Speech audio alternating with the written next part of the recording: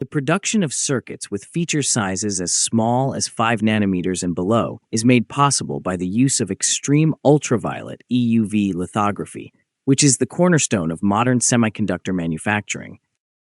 Artificial intelligence, high-performance computation, telecommunications, and defense applications are all dependent on these sophisticated chips. ASML, a Dutch company, currently controls the commercial production of EUVs. Its machines employ tin-based laser-produced plasma sources to operate at a 13.5 nanometer wavelength. These sources are equipped with dozens of reflective mirrors, vacuum chambers, and high-power lasers. Each unit necessitates highly controlled cleanroom conditions and costs approximately €300 million.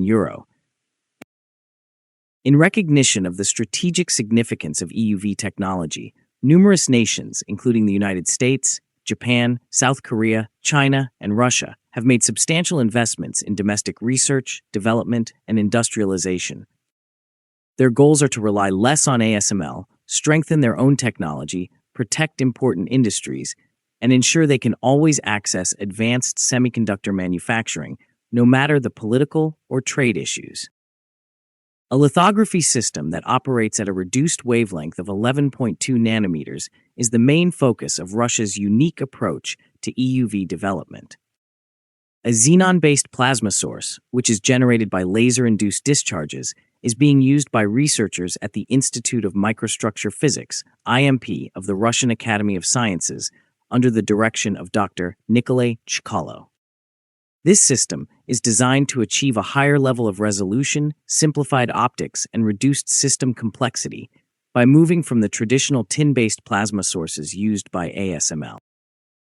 The prototype of the Alpha machine has shown promising results for finer semiconductor features, with a single exposure resolution of 28 nanometers and a double exposure resolution of 14 nanometers. The Xenon plasma source has the potential to reduce optical contamination and energy consumption, thereby enhancing durability and operational simplicity.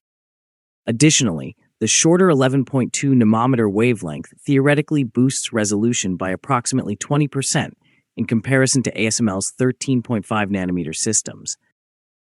The development roadmap of Russia has been organized into numerous phases. Experimental prototypes are prioritized during the initial phase to verify the 11.2 nanometer concept and evaluate plasma generation based on Xenon.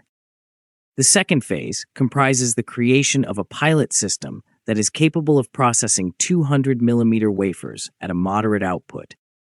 The final phase is dedicated to the development of a production-ready system for 300 millimeter wafers that is appropriate for industrial-scale semiconductor fabrication.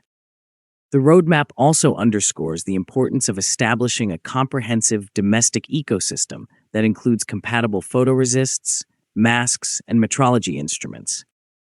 Scaling the technology to commercial manufacturing requires this ecosystem. Russia regards the development of domestic EUVs as essential for technological independence from a strategic perspective. The nation's objective is to promote domestic innovation in optics, laser technology, and materials science, while simultaneously ensuring the security of production capabilities for the defense, aerospace, and high-performance computing sectors. The development of a domestic EUV system also mitigates Russia's susceptibility to international sanctions and export restrictions, which could otherwise impede access to state-of-the-art lithography equipment. When comparing Russian EUV attempts to ASML's machinery, it is crucial to differentiate between wafer size and feature size. The development of EUV systems that can process 300 millimeter wafers is outlined in Russia's roadmap, aligning with industrial standards. However, this refers to the diameter of the silicon wafer rather than the dimensions of the chip's transistors. In contrast, ASML's state-of-the-art EUV devices can print features as small as 3 nanometers, enabling the production of the most advanced CPUs and GPUs. Russia's present prototypes, which operate at a wavelength of 11.2 nanometers, are anticipated to generate feature sizes in the 14 to 28 nanometer range, which is considerably larger than ASML's 3 nanometer nodes. Consequently, it is clear that a significant disparity still exists between Russian prototypes and commercial state-of-the-art EUV systems, despite Russia's goal of producing industrial-scale wafers. Specifically, the sizes of achievable transistors remain significantly below the global technological frontier. ASML's EUV devices continue to serve as the industry standard. These devices can print tiny details on wafers with high accuracy by using 13.5 nanometers EUV light generated from tin-based plasma. Each system operates in cleanroom environments and incorporates dozens of high-precision reflective mirrors, complex vacuum chambers, and high-power lasers. The throughput of ASML systems has consistently increased, with the most recent models capable of processing approximately 125 300mm wafers per hour. ASML capitalizes on a mature ecosystem that encompasses a skilled workforce, advanced metrology systems, sophisticated software for lithography simulation, and supply channels for critical components, in addition to the machines themselves. One of the most significant obstacles faced by any nation seeking to establish autonomous EUV capabilities is the replication of this ecosystem. Additionally, as part of its semiconductor strategy, China has prioritized the development of domestic lithography technology. Chinese research institutions and companies are developing deep ultraviolet DUV lithography instruments while also exploring multi-patterning techniques to achieve EUV performance. The current generation of DUV systems is capable of accommodating 28 nanometer class fabrication technologies, with the potential to be adapted to 7 nanometer and 5 nanometer nodes. However, the competitiveness of these tools at the most advanced nodes is limited due to their similarity to early generation ASML devices that were developed over a decade ago. China may not achieve the industrial-scale bulk production of EUV-enabled chips until the late 2020s or early 2030s.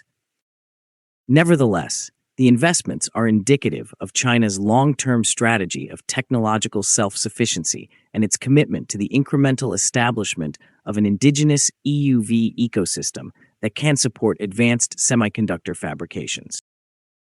Japan has implemented a dual strategy that integrates industrial deployment with state-of-the-art academic research. Academic institutions, including the Okinawa Institute of Science and Technology, have developed EUV lithography systems with fewer optical components. This innovation reduces both energy consumption and capital costs compared to conventional designs. Rapidus Corporation has initiated the installation of EUV equipment at semiconductor foundries in Hokkaido on the industrial side. The pilot production of 2 nanometer gate-all-around GAA transistor circuits is currently underway. Japan's method shows how research-based innovations can move into real-world use, linking lab models to practical semiconductor manufacturing. South Korea has become a prominent participant in EUV lithography due to its close collaboration with ASML. High numerical aperture, high NA, EUV systems have been used in production facilities by companies like Samsung and SK Hynix, allowing them to create memory and logic circuits with tiny details that are necessary for the next generation. Established supply chains, trained engineers, and extensive manufacturing experience make up the mature industrial ecosystem of South Korea. South Korea's competitive advantage in global semiconductor production is facilitated by the combination of industrial expertise and cutting-edge technology, which also guarantees the rapid adoption of new EUV techniques. The United States does not manufacture commercial EUV lithography devices independently. Nevertheless, the United States plays an essential role in the global EUV ecosystem by supplying critical components, technology, and research. U.S. corporations, including Cymer, now part of ASML, developed high-power laser technology, which is essential for the production of EUV light. Additionally, U.S. chemical companies produce high-precision optics, sensors, and metrology instruments that are essential for EUV operation, while other companies manufacture EUV-optimized photoresists. Academic institutions and national laboratories conduct fundamental research on semiconductor fabrication techniques, optics, and plasma sources. In essence, ASML is responsible for the production of the final systems, but U.S. companies are responsible for the majority of the underlying technology and innovation that facilitate EUV lithography on a global scale. Russia's EUV initiative is currently in the research and prototype phase and employs a xenon-based plasma and a reduced 11.2 nanometers wavelength.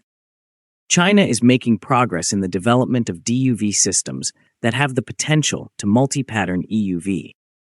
However, industrial-scale deployment is still several years away. Japan is combining academic research with limited commercial applicability to implement EUV systems on a pilot industrial scale. South Korea has a mature industrial ecosystem that supports the commercial deployment of ASML high-NA EUV systems.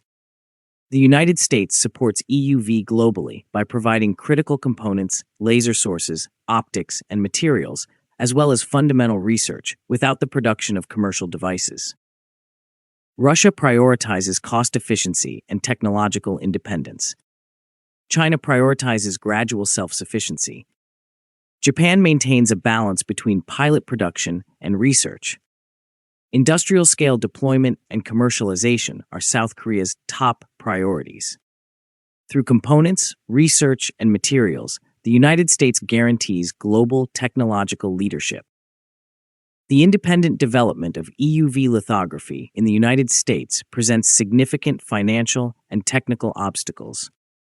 These challenges include the fabrication and alignment of high-precision reflective optics, the development of compatible photoresists and stencils, achieving high conversion efficiency in plasma sources, and training a workforce capable of operating and maintaining such advanced systems.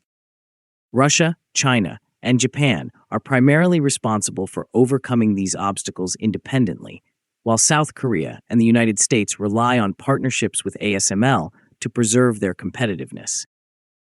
Specifically, the effective development of domestic EUV capabilities can improve national security, guarantee the independence of the semiconductor supply chain, and potentially decrease dependence on ASML's monopoly. Countries that have developed indigenous systems are capable of maintaining critical production in the face of geopolitical pressures, sanctions, or export restrictions, thereby securing economic and technological advantages. Global competition is intensifying, and EUV lithography is essential to the future of semiconductor manufacturing.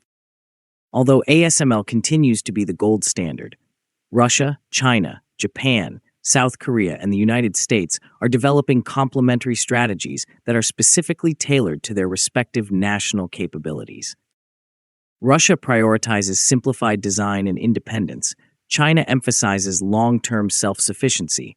Japan integrates research with pilot industrial production. South Korea prioritizes full-scale deployment, and the United States provides critical components and research leadership. The global semiconductor landscape will be influenced by these endeavors over the next decade, thereby determining which countries are at the forefront of technological sovereignty and advanced chip manufacturing. Not only is it a technical challenge, but it is also a strategic necessity for the countries in question to achieve operational competitive EUV technology domestically. If you like this video, please like, share, and subscribe. Also, please take our channel membership, which is very affordable, to encourage us.